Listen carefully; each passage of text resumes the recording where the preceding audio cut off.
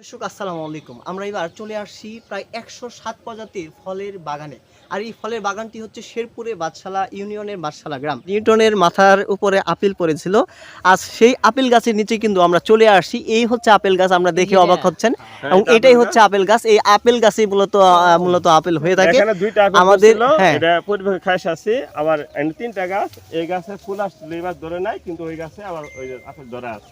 আচ্ছা, আপনারা খেয়াল করে দেখেন, ওই যে আপেল কি ধরা আছে এখানে? ওই যে আপেল। আচ্ছা, আমরা একটু দেখি। ওই যে আপেল। ওই তো আপেল, মানে আমরা একটু জুম করে যে দেখাই, রোদ্রের কারণে দেখানো যাচ্ছে না। আপেলগুলো একটু দেখানোর চেষ্টা করছি প্রিয় দর্শক, আপনারা দেখেন।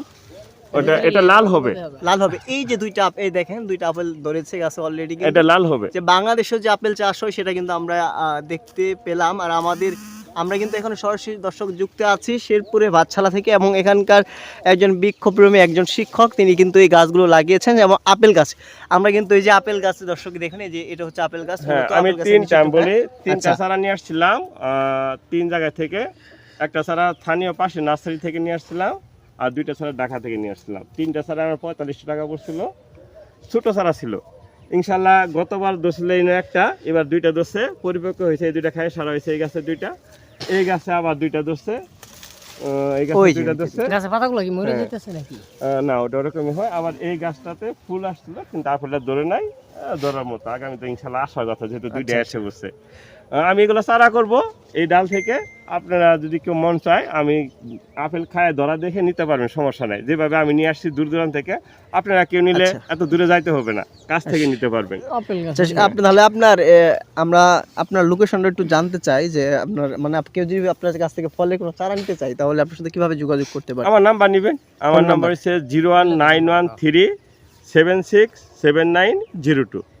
এই নাম্বার যোগাযোগ করলে, আর আপনার নাম হচ্ছে গোলাম রব্বানী স্যারের সাথে যোগাযোগ করলে আপনারা যে ফলের চারাগুলো পাবেন। এই খেজুর গাছটা আজোয়া খেজুর, যে আমরা শুনি, এটা খুবই চাহিদা সম্পন্ন একটা খেজুর। এবং কি এটা এই যে কলা বুগির মতো আছে।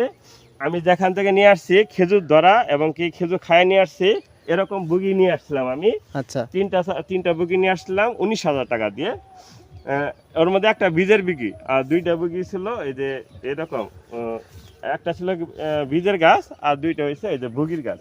আচ্ছা, এটা অনেক বড় হয়েছে। আমি আশাবাদী যে আগামীতে এটা বাধা আসবে। খেজুর বাধা আসবে। এটা ওরকমই সিমটম সবকিছু চলে আসছে, বাধা আসার মতো। আচ্ছা, এটা হয়েছে অগ্নিশ্বর কলা। এটা অ্যাভেলেবল খাইছি, খাওয়ার পরে গাছ ছাটাই করে রাখছি। গাছের একটু লাল কালার দেখা যাচ্ছে। না, কলা আছে ওইদিকে, দেখতে পারবেন। কলা আছে। আচ্ছা, তাহলে ঠিক আছে।